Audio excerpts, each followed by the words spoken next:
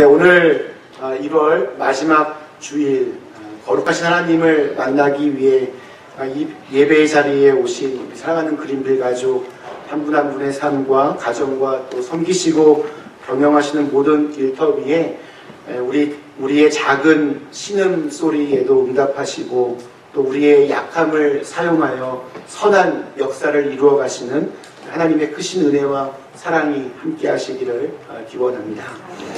오늘 설교를 한 가지 질문으로 시작하려고 합니다. 하나님을 믿기 때문에 이렇게 추운 날에도 추운 주일 아침에 예배 드리러 오신 여러분들에게 인생을 살면서 가장 힘들었던 적은 언제이십니까? 여러 가지 상황들이 있으실 겁니다. 돈이 너무 없어서 사고 싶은 것, 하고 싶은 것 하지 못할 때 그때 참 힘듭니다.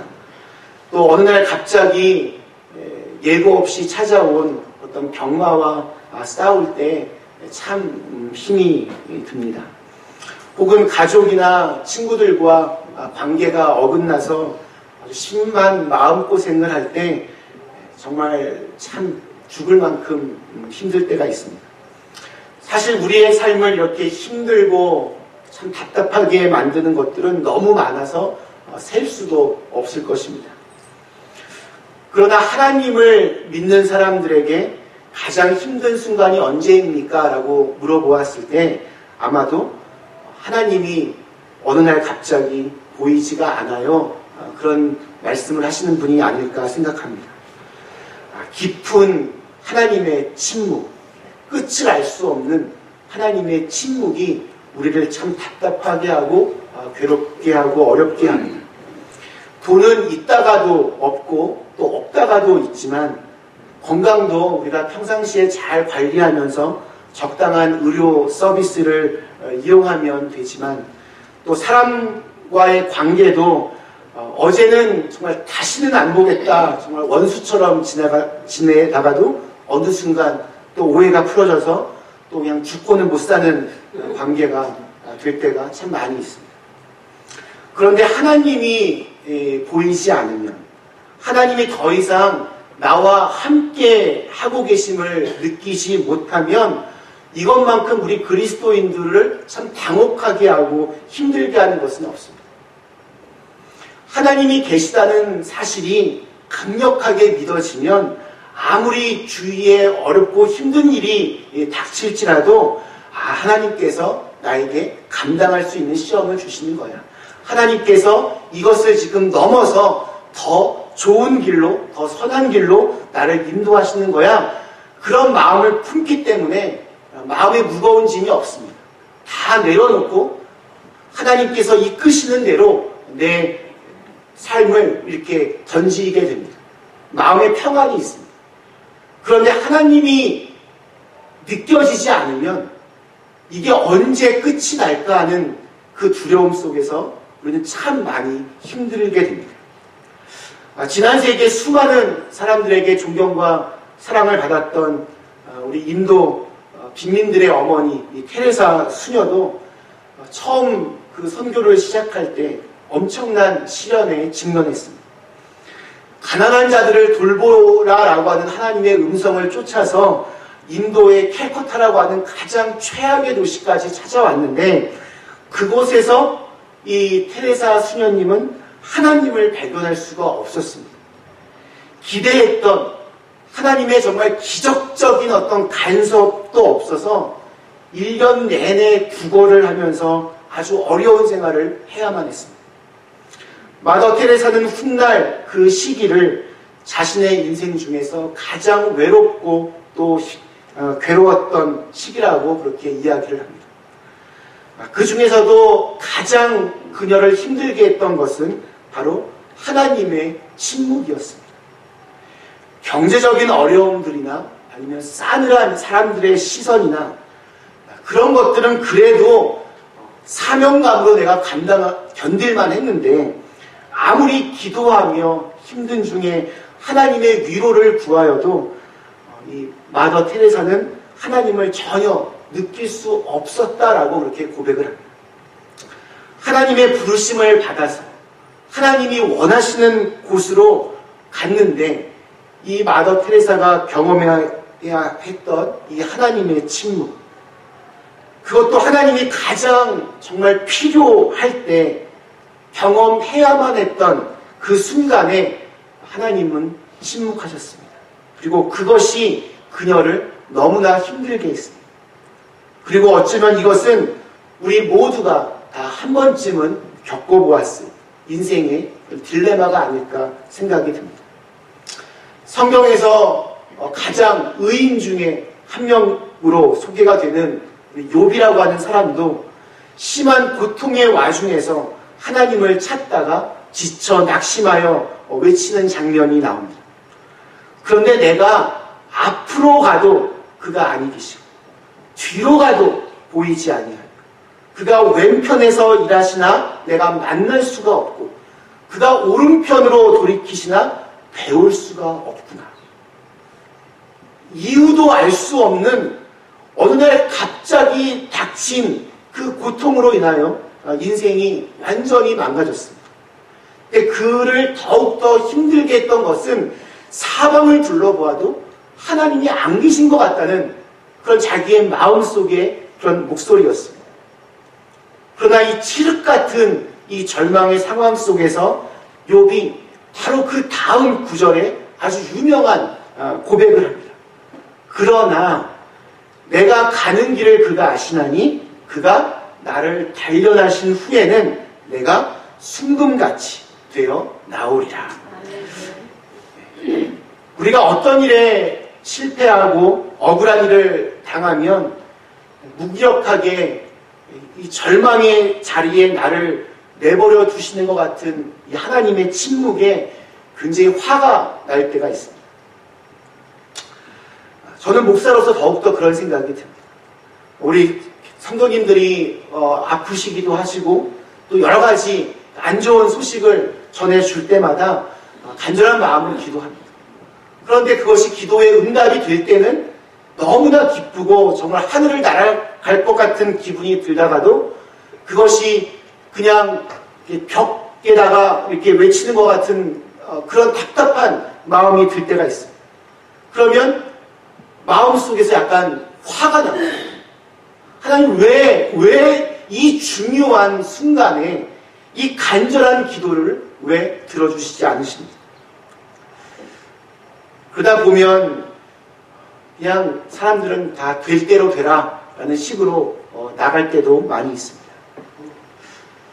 그러나 내가 처한 지금의 이 고통의 현실 때문에 가슴 터질 듯이 답답하지만 저는 믿기는 침묵 중에도 일하시는 하나님이 분명 우리와 함께 하십니다. 아멘. 그 하나님으로 인하여서 우리는 다시 한번 우리의 마음을 바로 세울 수 있습니다. 오늘 이 힘든 시간들이 가져다 줄 새로운 축복의 약속을 저는 믿습니다. 위대함을 향한 믿음의 여정, 오늘 네 번째 시간. 지난주에 이어서 모세를 부르시는 하나님을 만납니다.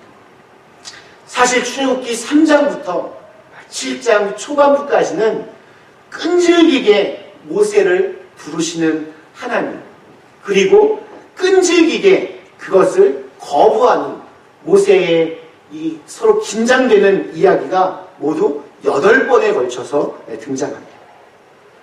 모세는 하나님이 이렇게 부르시니까 아싸 하고 이렇게 자기의 사명을 감당한 것이 아니었어요. 처음부터 순종한 것이 아니었어요. 모세는 80이 되도록 40년 동안 하나님에 대해서 실망했고 자신에 대해서 철저히 포기하고 남은 인생을 정말 처참하게 그렇게 보내고 있었습니다. 거기에는 자신에 대한 실망, 또 자기 민족에 대한 배신감, 그리고 하나님에 대한 울분이 그렇게 자포자기의 인생으로 표현된 것입니다. 그런 모세에게 하나님이 찾아오셨습니다. 하나님께서 모세에게 나타나셔서 낙심해 있던 그를 어떻게 설득시키고 위대한 사람으로 만들어 가십니까? 오늘 그 말씀으로 저와 여러분을 똑같이 부르고 계십니다. 치열한 일상 생활 속에서 자신도 모르는 사이에 그냥 자포자기한 모습으로 하나님의 비전과는 무관한 삶을 살아가는 우리들에게 다시 한번 새로운 꿈을 심어주기를 원하시기 때문입니다. 모세는 차마 하나님께 자신의 이 불만과 절망을 직접적으로 표현하지는 않지만 1절을 자세히 읽어보면 그의 이 말 속에 굉장한 울분이 있음을 우리가 보게 됩니다. 1절에 이렇습니다. 모세가 대답하여 이르되 그러나 그들이 나를 믿지 아니하며 내 말을 듣지 아니하고 이르기를 여호와께서 내게 나타나지 아니하셨다 하리이다. 우선 그는 자기 이스라엘 그 민족에 대한 배신감과 불신에 사로잡혀 있습니다. 이웃들, 즉 사람들 자체에 대해서 지금 실망한 상태입니다. 모세는 자기의 민족, 이스라엘을 위하여 왕자의 자리를 마다하고 노예가 된 자기 백성들을 구하려고 했는데 사람들은 고마워하기는커녕 누가 너를 우리의 주권자로 삼았냐 따지고 들었습니다.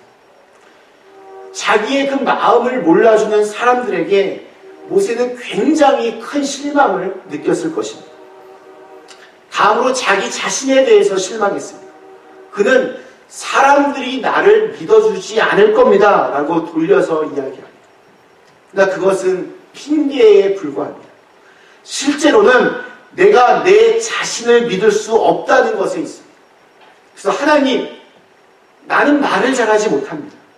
나는 입이 뻣뻣하고 혀가 둔한 사람입니다. 그러니 하나님 보낼 만한 사람을 다시 한번 찾아보십시오. 이렇게 모세는 이야기하기도 합니다. 모세는 자신에게 철저히 실망한 사람입니다. 더 이상 자기 스스로에게 아무런 기대를 걸지 않았습니다. 그러니까 더 뼈아픈 절망감은 하나님에 대한 불만입니다. 1절 마지막 부분에 있는 여호와께서 내게 나타나지 않으셨다 하리이다. 이 말은 모세는 지금 하나님께 간접적으로 지금 항의하고 있는 것입니다. 왜 그때 안 나타나셨습니까?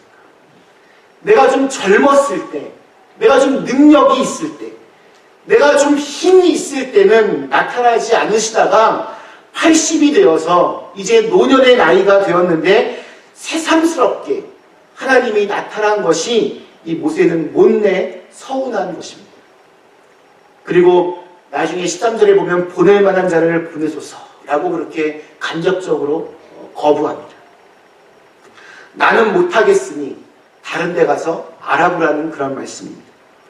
그렇게 필요할 때는 안 나타나시고 그렇게 내가 준비되었고 많은 일들을 감당할 수 있는 왕자의 자리에 있을 때에는 정말 무엇이든지 할 수 있는 젊음의 패기가 있을 때에는 잠잠하시다가 이제 얼굴이 주름살로 찌그러진 후에 나타나셔서 지금 무슨 말을 하고 계시는 겁니까?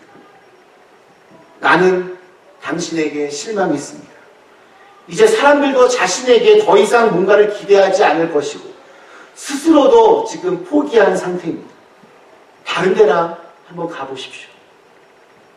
모세는 이미 더 이상의 꿈이 없는 사람이 되어버렸습니다. 이제 이러한 모세를 하나님께서 어떻게 치료하시고 어떻게 다시 그를 붙잡아 일으켜 세우십니까? 가장 먼저 하나님은 자포자기한 심정으로 자기의 울분을 표하고 있는 이 모세에게 하나의 질문을 던지십니다. 내 손에 있는 것이 무엇이냐? 내 손에 있는 것이 무엇이냐? 왜 그랬을까요? 그의 손에 든 것은 목자들이 쓰는 지팡이입니다. 그러나 그것은 모세의 실패의 상징이기도 합니다. 하나님이 지금 모세의 아픈 곳을 건드리고 계십니다. 그것은 나이 40세부터 80에 이르도록 우리가 40년 3년 동안 양을 치던 그러한 도구였습니다. 그것도 자기 양이 아니라, 자기의 양이 아니라 자기 장인의 것, 남의 양을 치는 그러한 도구였습니다. 왕자의 신분에서 남의 양을 치는 신분으로 전락한 모세의 가장 아픈 부분이었습니다. 그 지팡이는 먹고 살기 위해 버릴 수 없고 떳떳하게 들고 나가기에는 약간 부끄러운 그러한 도구였습니다. 이 지점에서 우리가 기억해야 할 것은 우리가 자신의 실패를 인정할 수밖에 없는 그 순간이 하나님의 출발점이 되었다는 사실입니다. 아멘.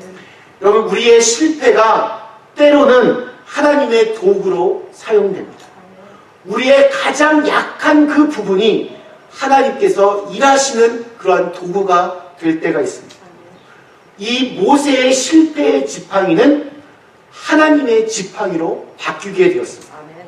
왕자의 신분에서 하루아침에 남의 양을 치며 실패한 인생을 살아가는 듯 했던 모세의 운명이 이 하나님과의 만남으로 극적으로 다시 변화되기 시작합니다. 실패의 지팡이가 하나님께 인도함을 받으면 가장 효과적이고 놀라운 하나님의 지팡이가 될 수 있음을 꼭 가슴에 새기실 수 있기를 축원합니다. 아멘. 하나님께서 그 실패의 상징인 모세의 양치는 지팡이로부터 일을 시작하십니다. 그것을 땅에 던지라 명령하십니다. 곧 그렇게 순종하자 그 지팡이는 뱀이 되었습니다. 마른 막대기가 가장 생명력이 강하고 활동적인 뱀으로 바뀐 것입니다. 왜 그러한 기적을 하나님께서 보여주셨을까요? 굉장히 상징적인 의미가 있습니다. 하나는 마른 막대기 같았던 이 모세의 인생이 앞으로 얼마나 아주 활기찬 인생으로 바뀔 것인가를 이렇게 보여주고 있습니다. 하나님의 말씀에 따라 이렇게 늙은 인생일지라도 순종하기만 하면 굉장한 능력을 앞으로 발휘하게 될 것을 하나님께서 미리 보여주셨습니다. 더 중요한 사실은 애굽의 풍습을 이미 잘 알고 있었던 모세에게 있어서 굉장히 중요한 의미가 있었습니다. 이 애굽 왕조는 초기 때부터 두 가지의 상징적인 신이 존재했습니다. 하나는 북부 델타 지역을 중심으로 뱀을 신으로 섬기는 왕조와 또 이 남쪽 지역을 중심으로 대머리 독수리를 신으로 섬기는 왕조가 있었습니다. 이 두 왕조가 결합되고 왕들의 왕관에는 이 두 가지의 신상이 함께 결합되어서 왕권을 상징하는 것으로 장식이 되었습니다. 그러니까 여기에서 뱀은 예굽 사람들은 이제 코브라로 인식을 하는데 바로의 왕권을 상징합니다.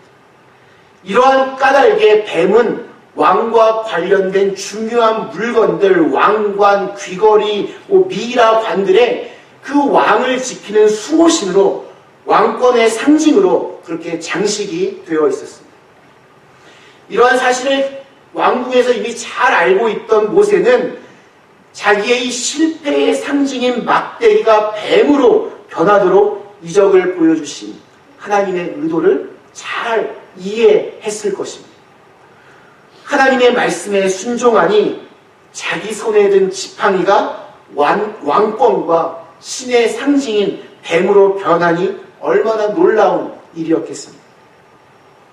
아무리 그가 실패했어도 그는 자기 스스로를 마른 막대기처럼 아주 무기력하게 생각할지라도 하나님의 말씀에 따라 어디든지 던져지면 그는 바로의 머리 위에 있을 것입니다.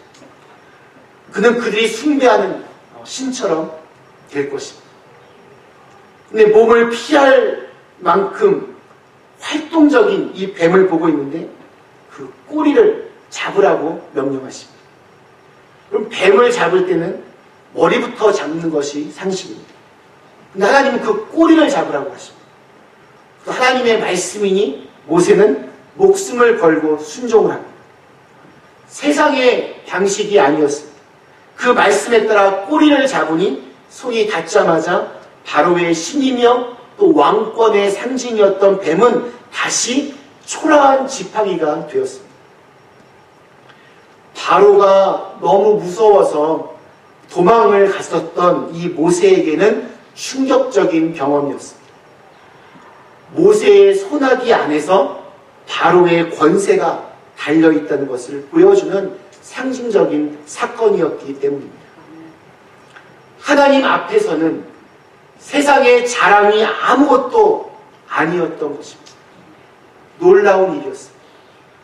하나님께서 모세를 만나주신 이 순간부터 바로의 운명은 모세의 손에 달려있게 되었습니다. 우리 사사기에 보면 삼갈이라고 하는 사사가 나옵니다. 소를 이렇게 모는 막대기로 블레셋 철제 무기를 가지고 있던 600명을 물리치고 이스라엘을 구원했습니다. 삼손은 나귀의 턱뼈로 블레셋 사람 1000명을 죽였습니다. 여러분, 중요한 것은 내가 들고 있는 그 자체가 아니라 그것이 누구의 손에 들려 있느냐는 것입니다. 내가 소를 모는 마른 막대기 같든 양치는 마른 막대기 같든 그것이 중요한 것이 아닙니다. 내가 나귀뼈든 개떡다귀든 그것이 승리를 결정하는 것이 아닙니다. 중요한 것은 내가 누구에게 붙잡혀 있느냐입니다. 그에게 절망을 안겨주었던 지팡이였지만 말씀하셔서 사용하기 시작하면 전혀 다른 놀라운 일들을 이룰 수 있는 소중한 도구로 변할 줄로 믿습니다. 실패의 상징이었고 자포자기의 징표였던 지팡이가 그를 하나님의 사람으로 만들었다. 이것이 바로 복음, 굿 뉴스입니다. 그래서 오늘 하나님께서 모세의 지팡이를 지목하신 겁니다. 그 지팡이는 하나님을 만난 이후부터는 더 이상 실패나 좌절의 상징이 될 수 없습니다. 그 지팡이는 이제 모세의 평생 가장 큰 하나님의 능력의 상징이 되었습니다. 하나님이 시작하시면 놀라운 기적의 역사가 일어납니다. 모세의 지팡이가 하나님의 지팡이가 되었습니다. 나의 약점이, 나의 실패가 하나님의 것이 되면 기적이 일어납니다. 소망이 생깁니다.